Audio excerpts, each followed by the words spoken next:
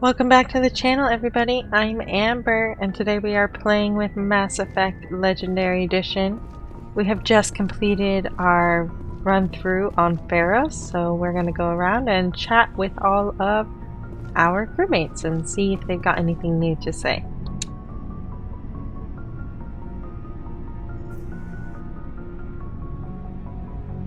Anything you need, Commander? What's your opinion on the last mission? I'm glad there aren't many aliens like the Thorian. I don't think my stomach could take it. Hell of a deal you worked out with Jong, though.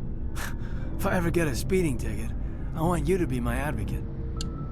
Just trying to get a sense of where the crew's at. Thoughts? Well, they know about the stonewalling you've had from the Council.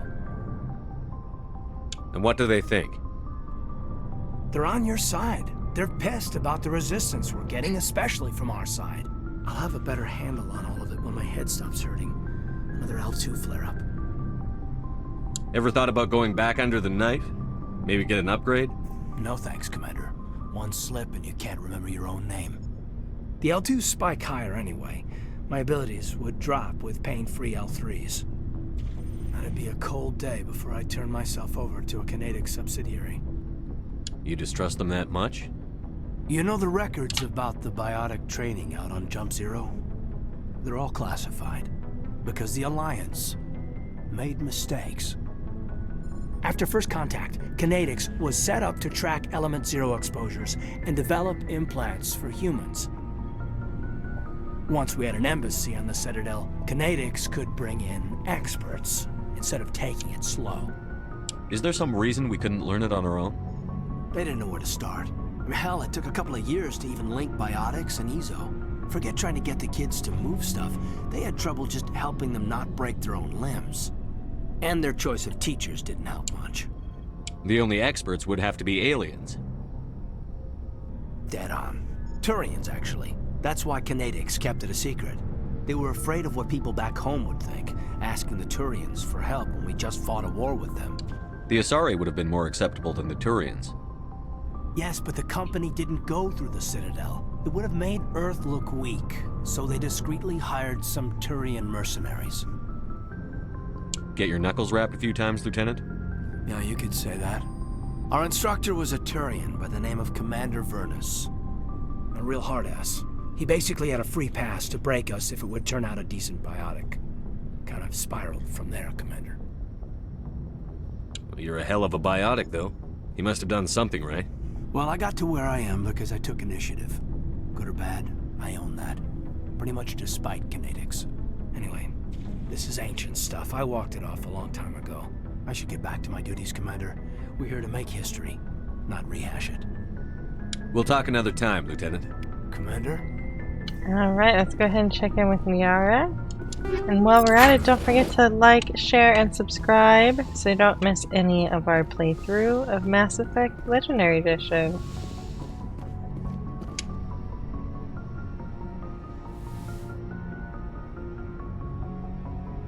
Commander, are you coming to check up on me?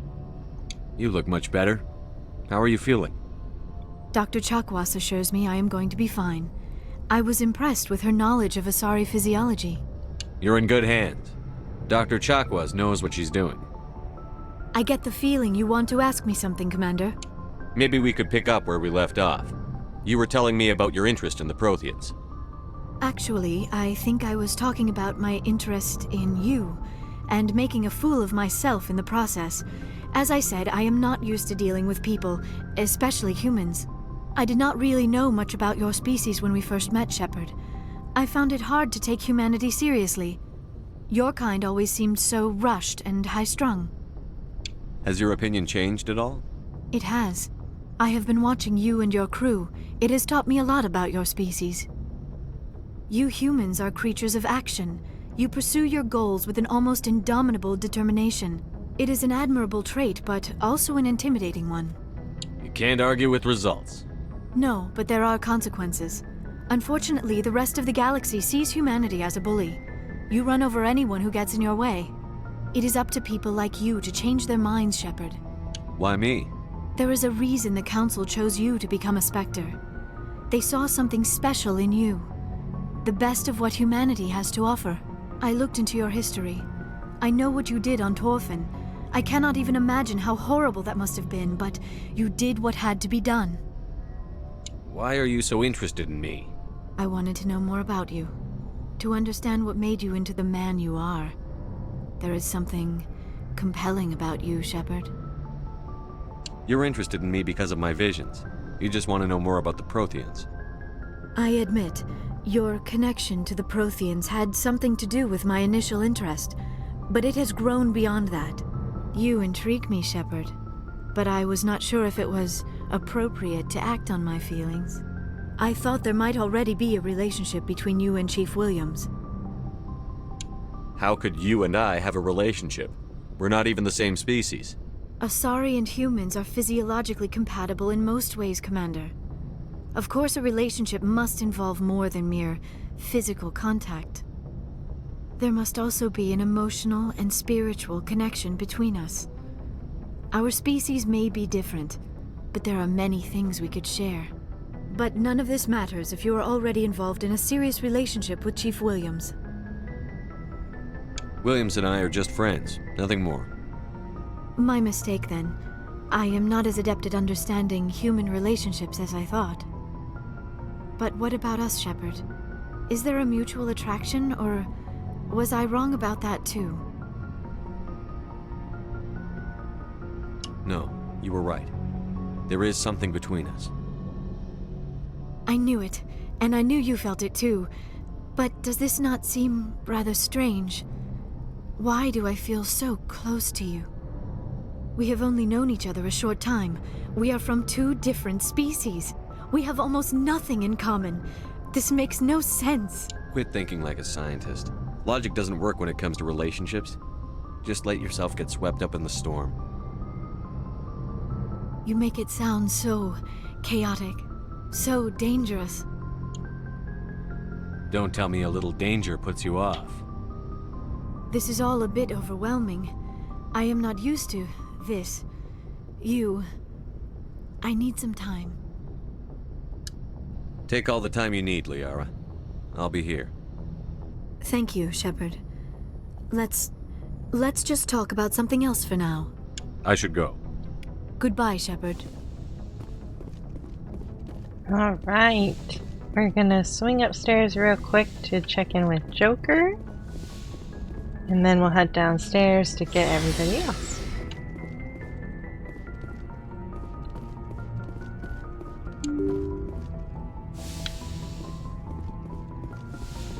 Joker doesn't have any, like, in-depth conversations in this one, but he does say a little something after each of the main missions that's a little hey, bit Commander, different. next time we touch down, let's try not to park the ship in a colony of mutant zombies. Just thinking out loud here.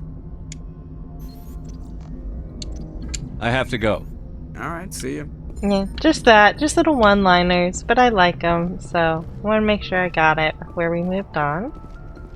And then now we'll head downstairs where we can take the elevator down to the bottom level and chat with everybody else.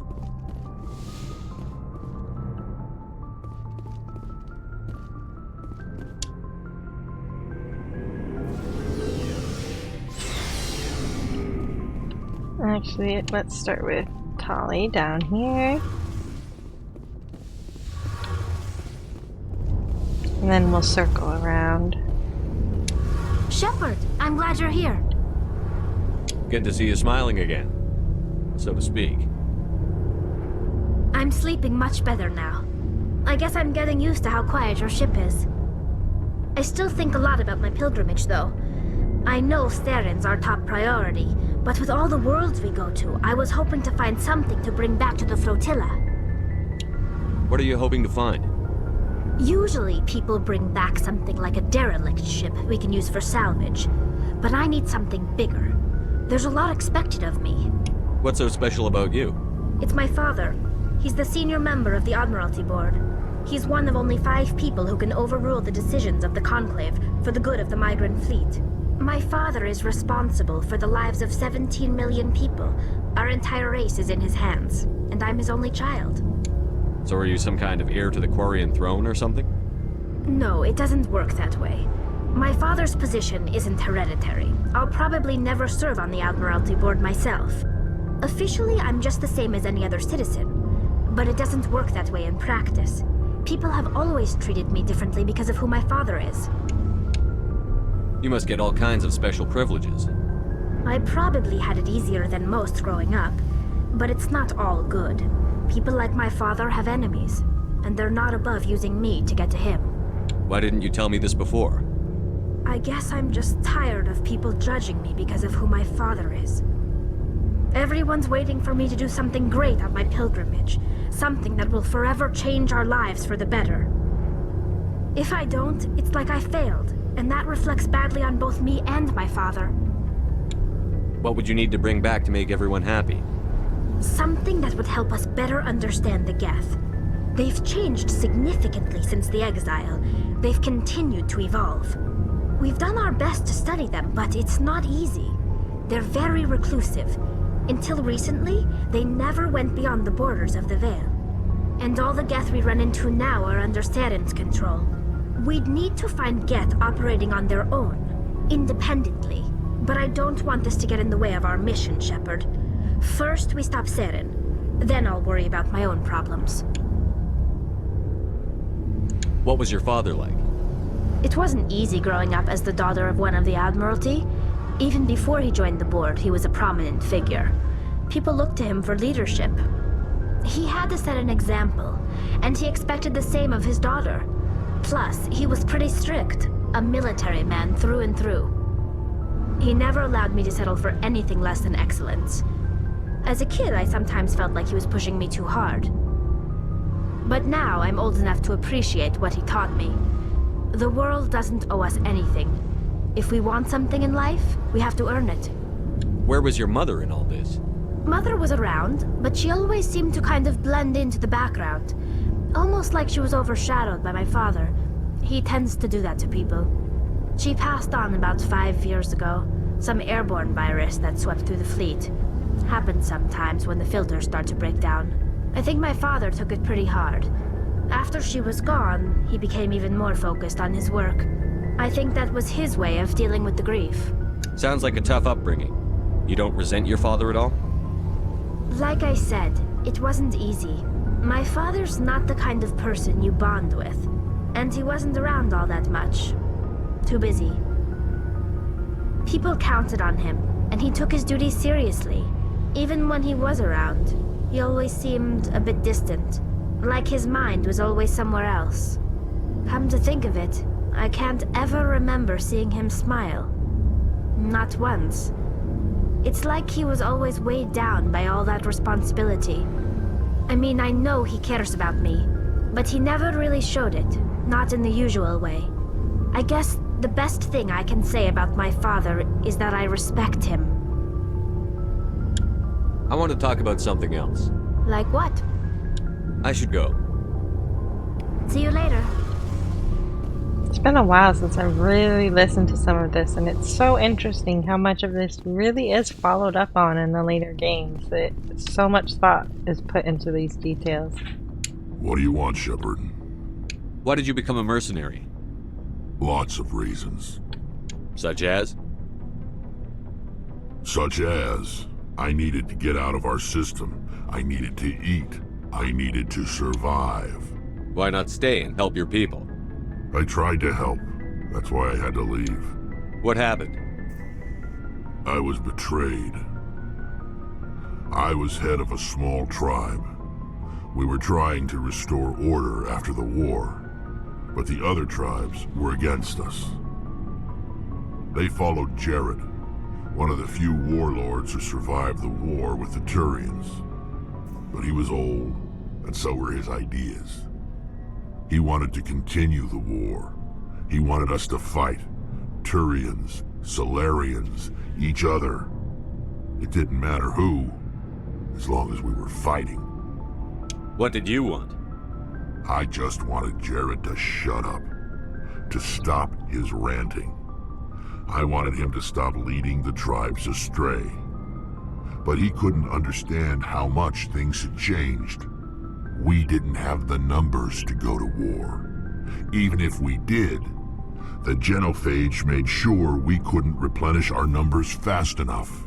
I told them all to forget about war. We needed to focus on breeding, at least for one generation. And for a while, we were getting through. Some of the tribes started coming around. I take it the warlord didn't appreciate that. No, he didn't. He arranged a crush with the tribes, a meeting on neutral ground. He wanted to talk. We met at the Hollows, near the graves of our ancestors. The skulls of our dead laid bare to remind us where we come from and where we all go. It's as sacred as any Krogan place can be. Violence is forbidden. It sounds like a trap to me. You must have suspected as much. I did. But when your father invites you to a crush, well, there are some laws that even we hold sacred. Jared was your father? He was. Until that day. We talked, but we didn't get anywhere. When it was clear that I wouldn't join him, he gave the signal. His men leapt from the graves of our ancestors like Krogan undead. The few that were loyal to me died quickly. I escaped with my life, but not before I sank my dagger deep into my father's chest. That is why I left, and that's why I'll never go back. You must have family other than your father. Don't you miss them? You trying to make me cry, Shepard? I've got some unfinished business with my family, but that's all. What kind of business? Before I left, I made an oath to my father's father. I swore to recover my family's battle armor. It was taken from him after the uprising. What's so important about this armor? It's a relic. Useless, really. But it was worn by 5 generations of my family before the war. It's rightfully mine. Originally, it was taken by the Turian military. We weren't allowed armor or weapons after the war. Now, it's in the hands of Ton Actus, a Turian scum who collects relics from the war. He's made millions selling Krogan artifacts that were stolen from my people. He's got several bases where he stores his goods, all fortified and guarded. I just don't know which base has my family's armor. Just tell me where to start looking. I'll upload the data to your nav system. But Commander, I want to be there when you find him. So long, Rex. Shepard. Oh, before I go, you said you're serving with Commander Shepard now? We saw him on the news here. He's cute. Later, sis. Tell me you didn't hear that. Afraid I did. Oh, shoot me now. One of my sisters. That's Sarah, the youngest. Surprised to see you here, sir. Thought you'd be chatting up, what's her name? T'Soni? Liara. Why would you think that? Scuttlebutt says you got a bit of a thing for her. I could understand why. The crew's off limits with the regs against fraternization. And at least she looks like a woman. You think I'm interested in Liara because she's the only one I'm allowed to date? So you are interested in her. Of course, it could be politics. Alien diplomat's daughter, us under orders to make nice with the bug-eyed monsters. What's up? You didn't come by to eavesdrop on family mail. Your family seems to be important to you. Yeah, we've always been close. Me and my sisters especially. With Dad on duty so much, I had to help Mom raise them. Did your father serve with the fleet? Yeah, took any crap posting he could get that offered space time. You know what? He worked his ass off trying to get recognized, but he never made it above serviceman 3rd class. He was real proud when I made chief. First thing he did was salute. What about your mother? You haven't mentioned her. You must know what military wives are like. Strong because they have to be, able to raise kids while dad's away on a 6-month cruise. She has a degree in planetary geology. She and Dad both wanted to see new worlds. She gave up her career to raise us, though. You have more than one sister? Sounds like a big family. Yeah, I'm the oldest, then Abby, then Lynn. Sarah's the youngest. She's still in high school. With 4 girls, Dad used to say he felt more outnumbered at home than on maneuvers. Where did you grow up? All over. We transferred a half a dozen times before I finished grade school. You go where personnel command sends you, right? I guess that's why I'm so tight with my sisters. We'd have to leave all our friends every 2 or 3 years. After helping raise them, your sisters still talk to you? Amazing. Things were tense between Sarah and me for a while. Then we bonded. Sounds like a story. Feel like sharing? Sarah got herself a boyfriend who wanted to go faster than she did, Mike. I didn't think he was a bad kid, just pushy. Lynn would send me these worried vidmails, and I'd tell her to relax. Where were you when this was going on? I was on active duty. Sarah's graduating high school this year. This was only a couple of years back. They were on Amaterasu. At the time, I was assigned to Chernobog. Same cluster, but a dozen Hellwire away. Close enough to talk regularly, too far to make it back in an emergency. I couldn't afford a fast packet flight. If he really liked her, he wouldn't be pushy. Yeah, of course. If he didn't ask at all, I'd wonder if he thought Sarah was ugly. Damned if you do, damned if you don't. Mike thought they'd go for a romantic walk in the woods, because he figured it was past time they did the deed. She levered Mike face first into a tree and left. Didn't have a scratch on her. Good thing Mom and Dad had us all learn some kind of self-defense. I took emergency leave and walked Sarah to school for a few days. Why didn't you tell the police? She said it wouldn't solve the real problem, and she and Mike would both become household names. It was a small colony. I said it was her call to make, that we should let her do it her way. Mom was pretty pissed about that. You said all of your sisters learned self-defense? Lynn did pistol practice, but didn't like it. She's kinda nervous. Sarah took Aikido. Abby decided to learn the sword. She always was a little weird. Likes big skirts and tops you have to tie her into. They do great things to her figure, though. So, what did you learn? One of Dad's friends taught me Marine hand-to-hand. You traveled all the way home to walk your sister to school.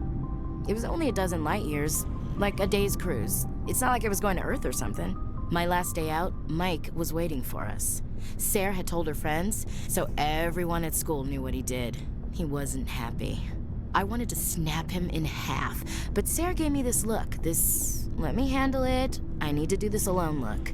She kept her cool, God bless her, as he screamed in her face. She just let him vent. Then he tried to punch her. I swear, she just flowed around him. Next thing I knew, he's face down on the sidewalk, and there's blood everywhere. That's unbelievable. Sarah must be as good as you. Better. I'm more or less a straight-up puncher. When he swung, she wasn't there anymore, and he fell.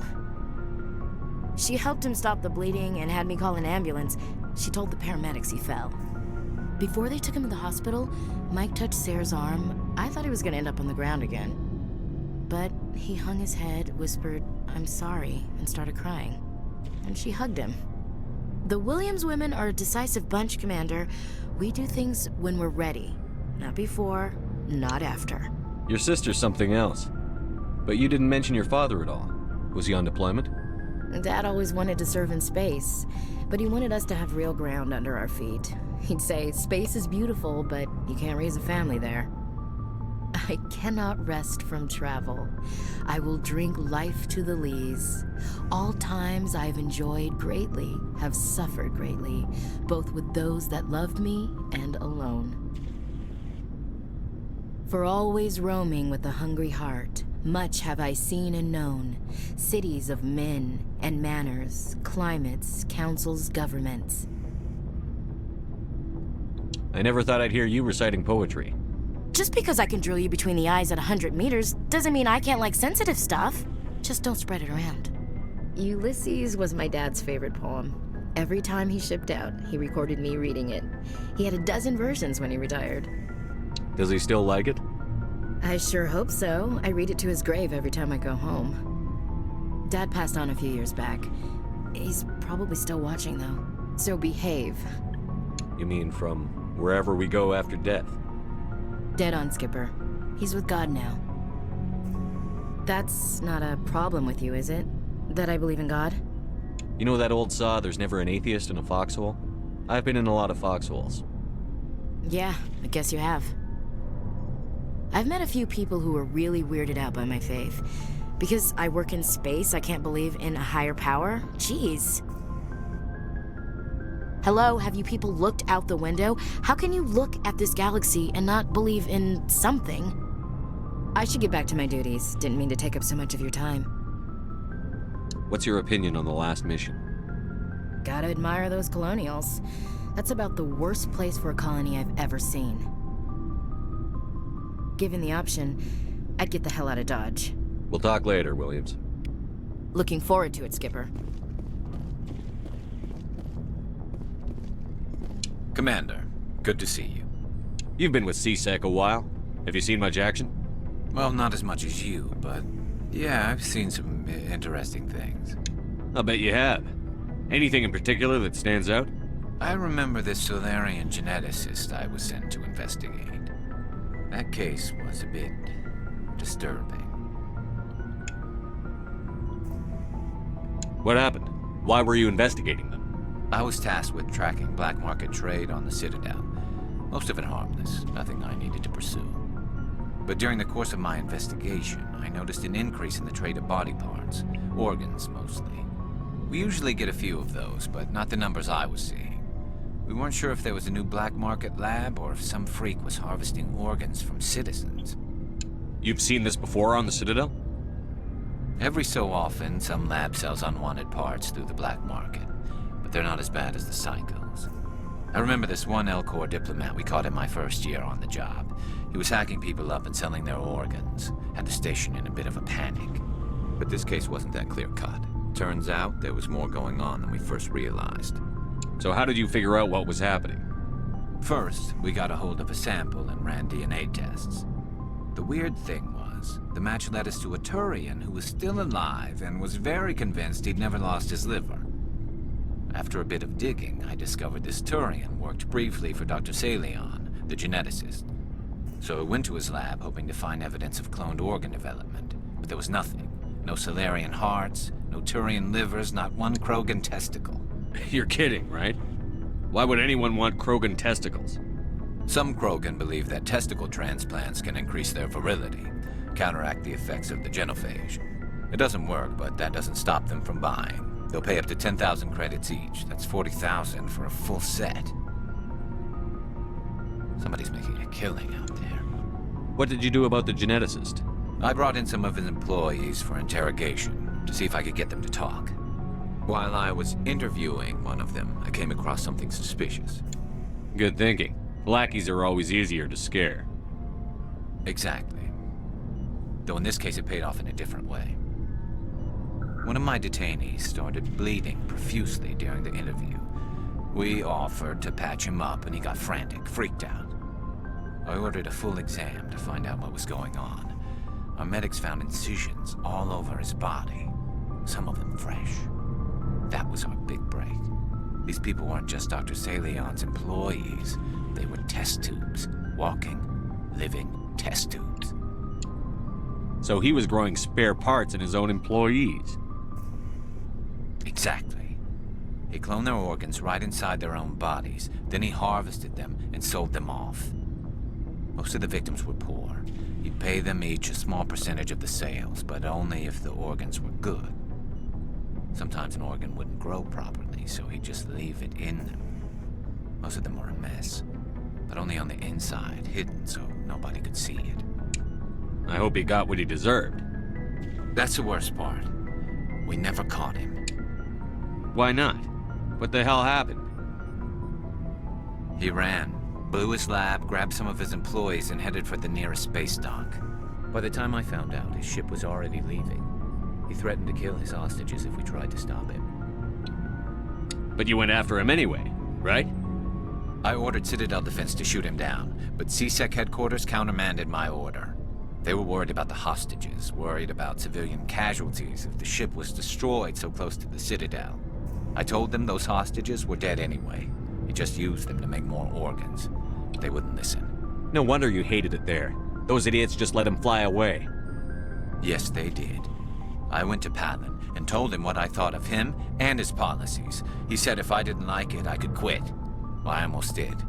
All they had to do was disable that ship, stop him from running. Maybe the hostages die, maybe they don't, but at least we stopped the bastard responsible for it all. A few casualties is a small price to pay to stop someone like that.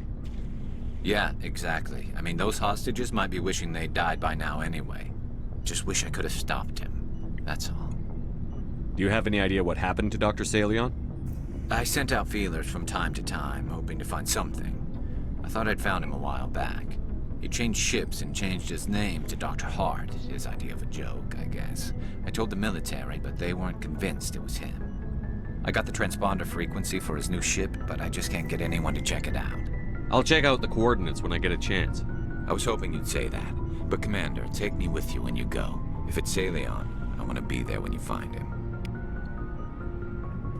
Alright everybody, so that concludes all of our crewmate conversations.